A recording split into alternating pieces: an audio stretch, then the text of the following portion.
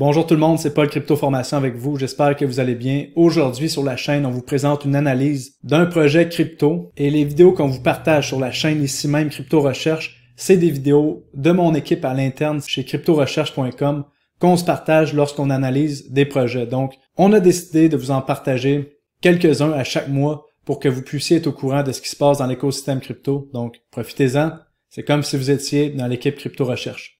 Salut la team, j'espère que vous allez bien. Aujourd'hui on se retrouve pour une vidéo sur le projet UMA, donc qui est moins connu sous le nom de Universal Market Access, qui est en fait un oracle optimisé, qui est notamment celui qui est utilisé par Polymarket. Mais attention, parce que c'est quand même un oracle qui est pas énormément utilisé et qui fait face à une concurrence importante, mais on va revenir là-dessus. Alors on peut faire un petit tour au niveau du ticker, enfin au niveau du projet.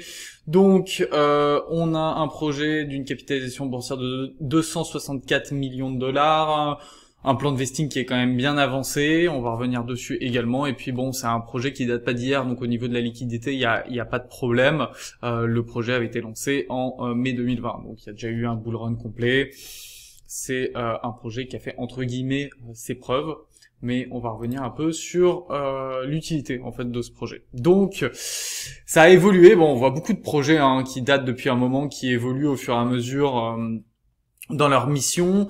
Eux à la base ils voulaient vraiment démocratiser les marchés financiers, ils avaient une mission qui était centrée au niveau des contrats intelligents, mais ils le présentaient comme des contrats financiers, et l'objectif à la base était de faire en fait des actifs synthétiques, donc un peu ce qu'on pourrait retrouver aujourd'hui avec des RWA, mais ils n'ont pas poursuivi dans ce sens-là, ils sont vraiment tournés vers le service d'Oracle pour renforcer l'autonomie et la résilience des contrats intelligents dans la DeFi qui ont besoin de données externes.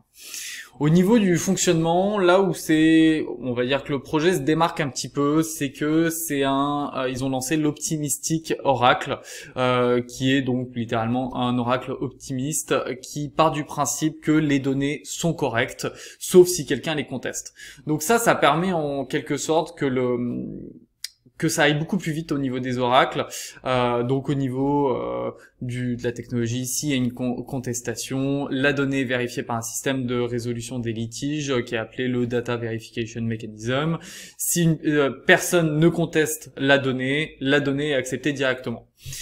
Donc ça permet d'avoir un système beaucoup plus rapide et efficace, tout en gardant une sécurité en cas de désaccord. Donc on a plusieurs projets qui utilisent cet oracle. Donc on a Acros qui est en fait un bridge qui a à peu près la même capitalisation boursière, qui permet donc de faciliter les transactions rapides entre les chains, et il combine cet oracle avec des pools de liquidité et des relayeurs garantis. Alors Acros c'est un peu un partenaire facile puisqu'il a été lancé par le même fondateur que UMA.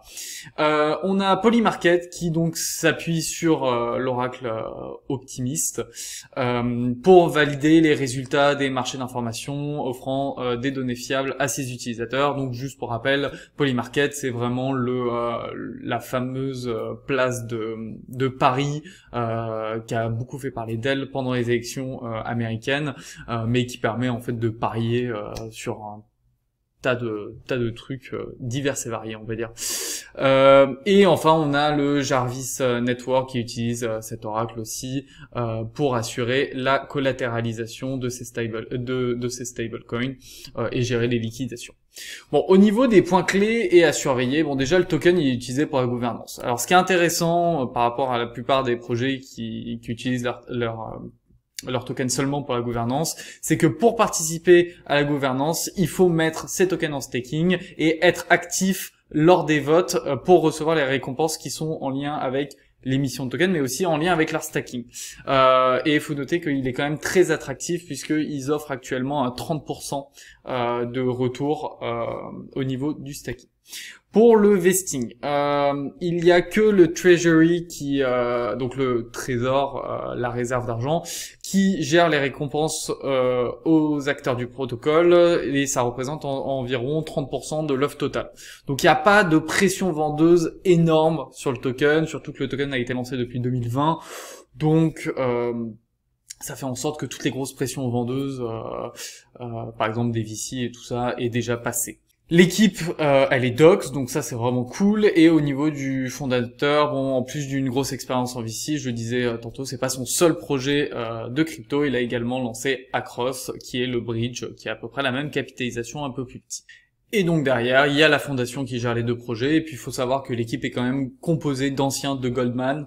Donc c'est quand même bon, ça peut être considéré quand même comme un plus dans l'expérience des financements et tout ça. Il y a quand même un point qui est à surveiller, c'est la concurrence, puisque si on va voir rapidement dans la catégorie des oracles, on a bon Chainlink et Pit qui sont les deux premiers. Donc Uma est pas super loin derrière en termes de classement, mais en termes de capitalisation boursière, c'est quand même assez conséquent. Donc c'est sûr que, surtout que pour les oracles, on parle beaucoup des RWA, de la donnée, potentiellement des institutionnels qui arriveraient dedans.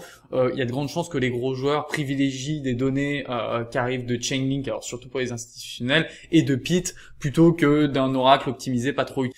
Également, il y a un autre point qui est à souligner, c'est qu'il n'y a pas une grosse communauté derrière.